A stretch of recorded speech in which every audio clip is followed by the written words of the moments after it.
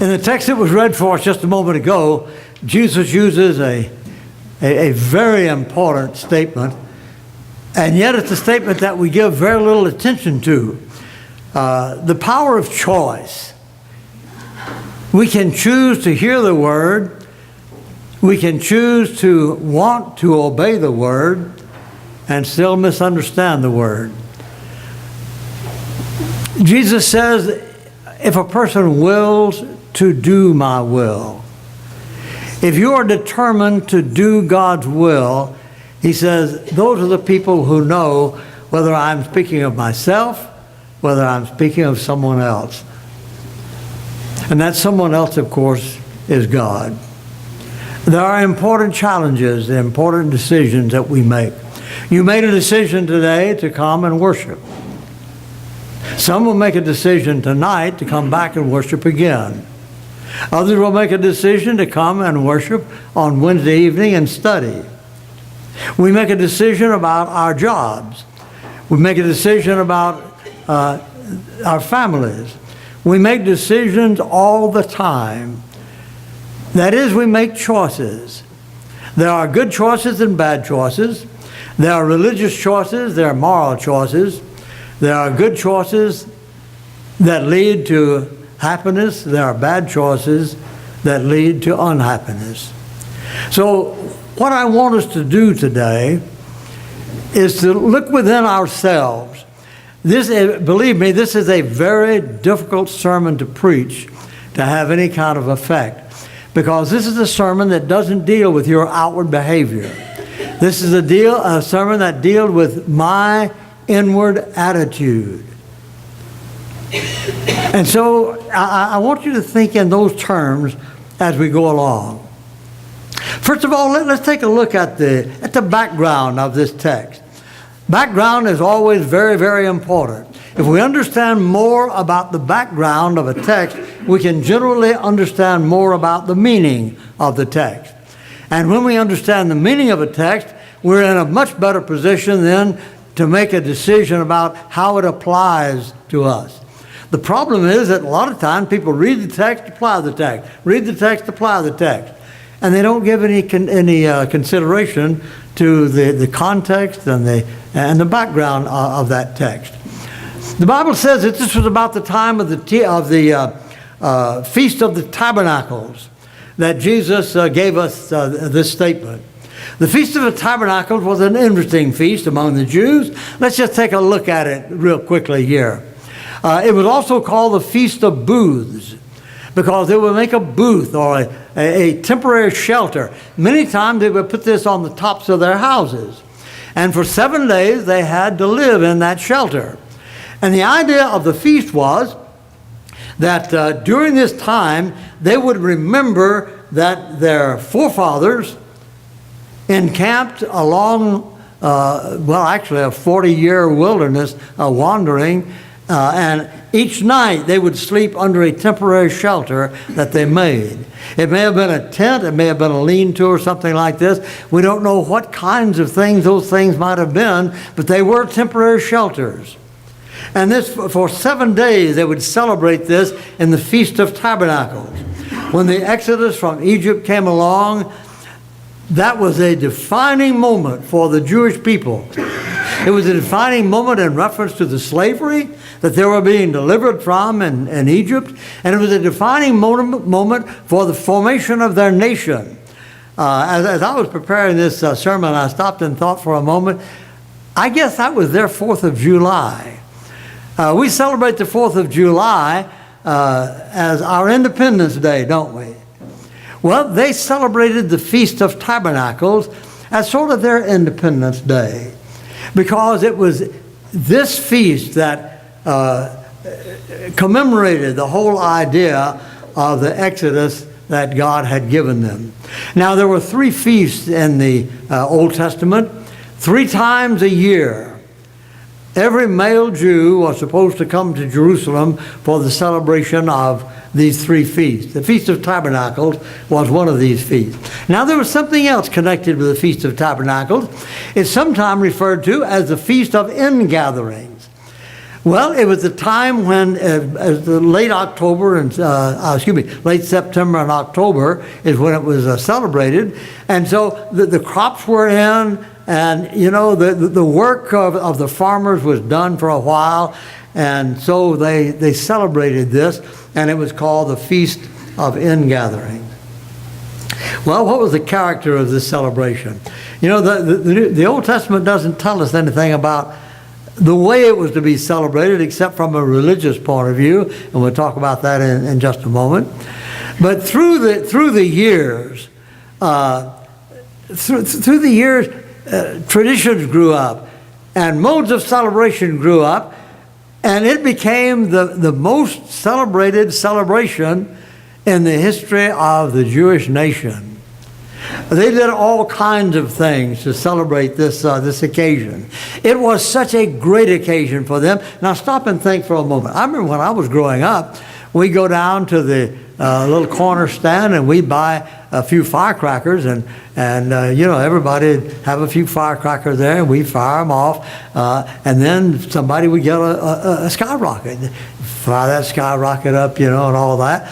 And just think of the difference now. The fireworks celebration, the fireworks demonstrations and all of that, it's grown a great deal.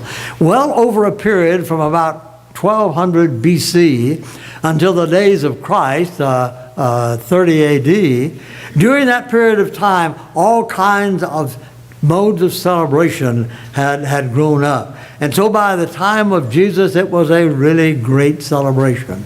Here's one of the things they did. They built giant menorah. A menorah is the old golden candlesticks of 7 prongs. They would build these 3 giant menorah and put them in the area of the temple. And then during the feast, they would light the 7 candles, or the 7, not candles, but the 7 torches on each of these stems. And the tradition, or the idea, myth, I guess, the idea was that there was so much light given out from that the whole city of Jerusalem would be lit up. Well, that really is not the case, because you couldn't have that much light in 3 of these candelabras. But that was the thing. But it was a time of great celebration. At night, the men would dance around the menorah, and this is a part of that celebration. Jesus took part in this celebration, we find in John chapter 10. And so this John chapter 5, this great feast was a great time for the people. Well, it had a lot of religious significance, of course. That was the big thing. As I said, it was a commemoration of the Exodus and all of that. But during this feast, they offered many, many sacrifices. Over the 7 days, and I went back and counted the number of animals. Over the 7 days of that feast, they sacrificed 207 animals in celebration. And these animals were specified, a certain number of this kind, certain number of that kind, and so forth, back in the book of Leviticus, where that's contained. Then following the day of the feast, the 8th day, which was really not a part of the feast itself, 10 more animals were sacrificed. These animal sacrifices were celebrations, and at the same time a reminder of the fact that we're sinful people, and this animal is carrying our sins. Now, there were all kinds. There were sin offerings, guilt offerings, there were free will offerings, and so forth. All of these burnt offerings, all of these things, but the animal represented the sacrifice that was necessary for their sins. Jesus took that occasion to heal a man.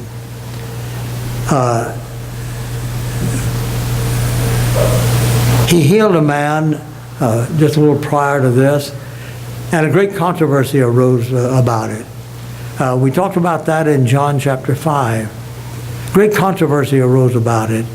It seems that every time Jesus did something that was beautiful, wonderful, very beneficial, there were people who objected to it. And so there's a great controversy about this. He healed a man at the pool of Bethesda, you remember. And he did that on the Sabbath day. And he was condemned for it. And they accused Jesus then because he broke the Sabbath. That was a capital crime in the minds of some people. But they accused Jesus of being demon-possessed. He was possessed by a demon. He said, "Why do you want to kill me?" And they said, "Because you have a demon." Can you imagine something like this? Now, let's go back for a few moments before Jesus went to this feast. Before he went to the feast, his brothers came to him and said, "Well, big feast going on. Are you going?" Jesus said, "No, I'm not going." And the brothers began to deride him. And then John gives us a little thing here. He says, "For even his brothers did not believe in him." Stop and think about that. What kind of conflict do you imagine arose in the family of Mary and Joseph? Even Jesus' brothers didn't believe on him. Well, finally Jesus did go to the feast, but not openly as they wanted him to. They wanted him to come and make a big declaration, and he went privately. But he did go to the feast. But he gave some very, very interesting and very challenging things to these people. What do people think of him? By this time in his ministry, Jesus had become a well-known figure, even though they didn't have the internet and satellite communications and all that. He became a very well-known figure. Palestine is, well, if you went from one end of Palestine to the other end of Palestine, you would be going about as far as from here to San Bernardino. That's about the size of it. It's a very, very small area. And so far as the width of the area, it's very small. Well, news had come about who is this man? What is this man, what is the teaching that this man is bringing? Oh, he's the prophet. He's the Christ. He's a very good man. And then some of them said, no, he's a deceiver. He's leading the people astray. There were all kinds of ideas. Now, what does that have to do with the topic of our lesson? Just this. People choose, all of us, we choose what we will believe. We choose how we will act. We choose what we will do. Now, sometimes people say, well, I just did that without thinking. No, you didn't.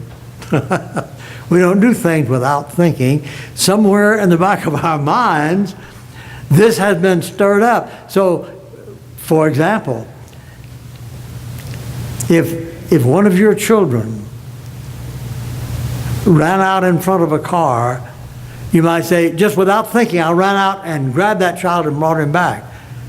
Well, no, it was perhaps without thinking at that moment, but because of what you think about that child, because of the love you have for that child, it was automatic for you to go ahead and make that choice. But that was an intelligent choice. And so people are saying, what do you think of Jesus? Well, they chose their sides. Some said he's a good man. Some said no, he's leading the people astray. Well, let's stop for a moment now and just see something about the challenges that Jesus offered to these religious leaders and see how these challenges also come down to us.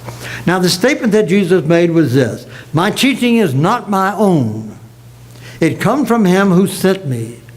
Now, there's an important statement just before that. And that important statement is this: if you will to do the Father's work, you'll know my teaching, whether I speak from God or speak of myself. Now, the important thing about that is that sometimes we don't will to do his will. That is, we don't determine in our own hearts that our lives should be dedicated to God, dedicated to Christ. This is the choice that we make. I say sometimes, I want God to be on my side. No, that's not right. What is right? I want to be on God's side. Do you see where the emphasis changes here? I want God to be doing what I want Him to do. And Jesus says, hey folks, that doesn't work. It doesn't work. Jesus said, we must will to do the work of the Lord. And then we will know the teaching, whether He speaks of Himself or of someone else. So we challenge these people. And He challenges us. The religious leaders of that day were very, very set on the position that they had. They were very heavily set on the control that they had over the religious thinking of the people. And when Jesus came along, He didn't go along with these religious leaders.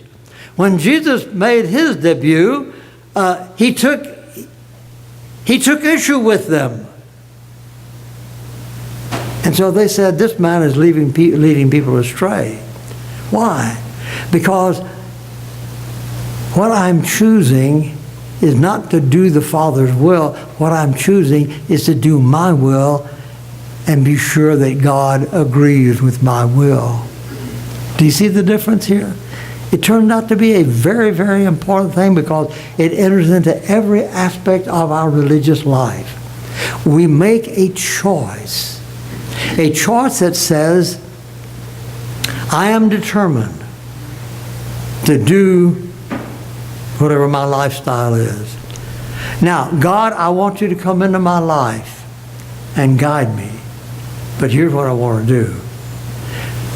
On the other hand, Jesus says, forget what you want to do. Forget what your beliefs are. The first thing is, choose to do God's will. Now, I have trouble with that. I don't mind telling you, I have trouble with that. That's just very difficult for me to look that deeply into my own life, into my own heart, and really say, you see, my answer is always, yes, I want to do God's will.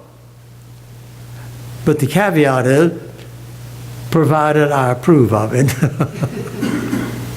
Provided I approve of it.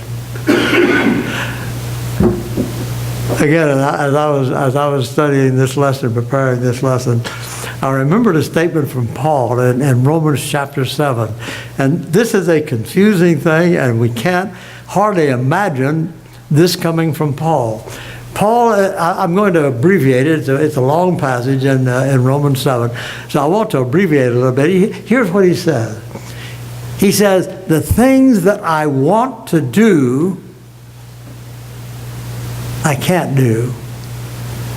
The things that I don't want to do, those are the things that I end up doing. He says, I'm wrestling with myself. And then he even says this. He says, wretched man that I am. Can you imagine the Apostle Paul calling himself a wretched man? Yeah, because he had in his mind the importance of doing God's will, not doing Paul's will. And he says there are times when these things conflict. Husbands and wives run into this all the time. Friends run into this all the time. People at work run into this sort of thing all the time. There is a conflict. Now, within this conflict, am I saying to myself, God, I want you on my side?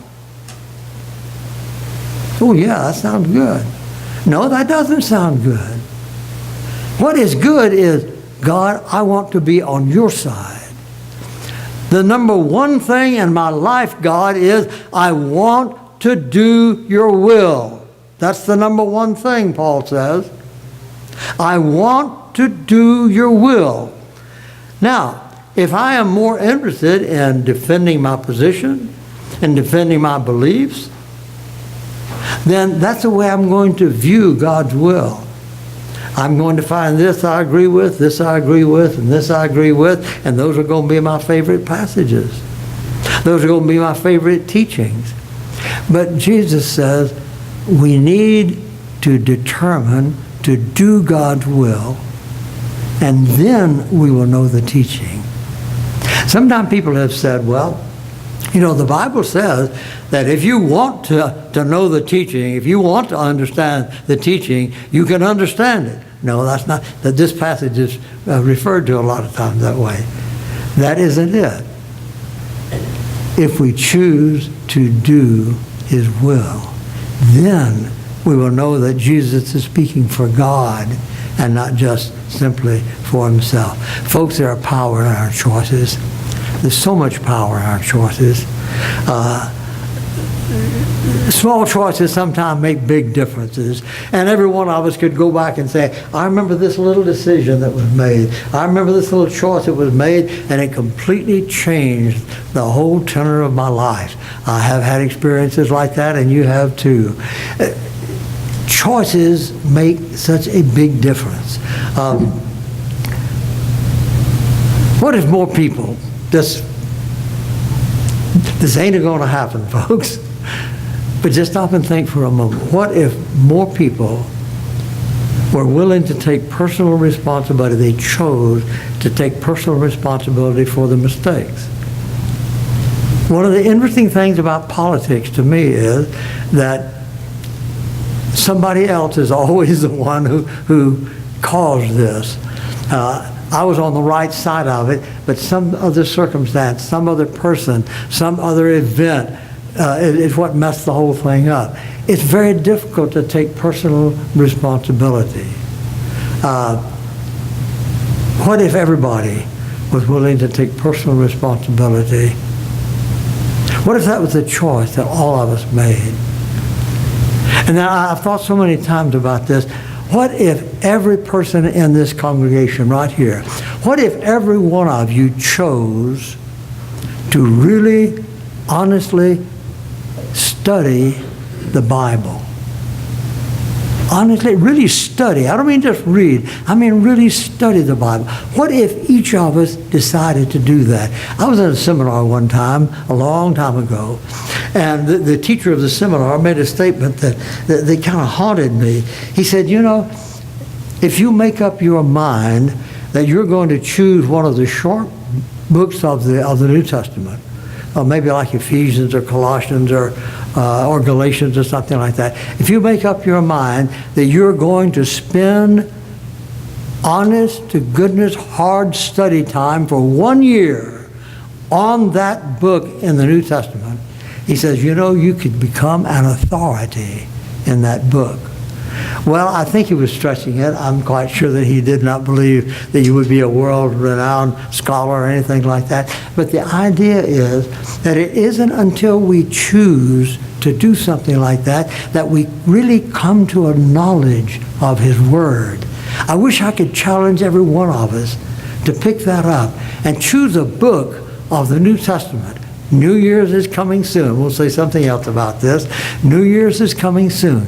Choose a book of the New Testament and say, I am going to become so familiar with this book, so ingrained in this book, so completely absorbed in this book, that if you say good morning to me, I'll give you a quotation of a verse from that book. That way we really learn something about the Bible. Choices make differences. You remember the train wreck a few years ago. My son was in that train wreck. He was injured. He had to go to the hospital. They helicoptered him over to the hospital, and they worked on him for a good while. He's almost over that now. A good friend of his was riding in the front car and was killed. Now, what does this have to do with choices? Well, the choice that we make sometimes has that kind of an effect. Now here's the clincher. What caused the train wreck?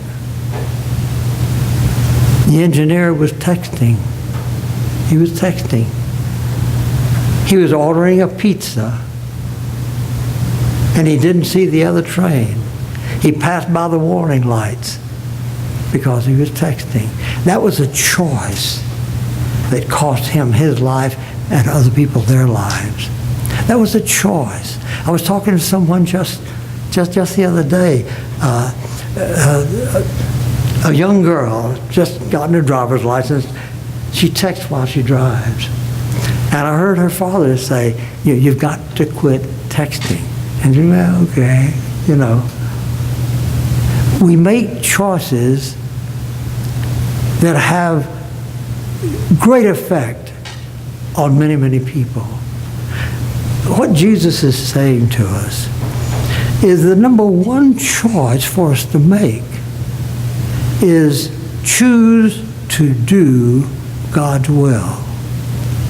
Once I have done that, then when I read the Bible, I'm not looking for excuses. I'm not looking for justification of my own lifestyle.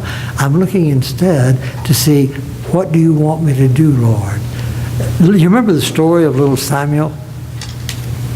When he was just a little boy, his mother took him and gave him to Eli, the priest. And God spoke to Samuel. And Samuel said, speak, Lord, your servant hears. That's good stuff. Speak. I'm listening. I want to find out what you want me to do. Not whether or not it fits into my lifestyle, not whether or not it fits into my desires. I want to do your will. If you're not a Christian today, choose today to serve the Lord. Choose today to become a child of God. Choose today to have your sins forgiven in the blood of Christ. We're going to sing a song of invitation, and we invite you to come. Let's stand together and sing.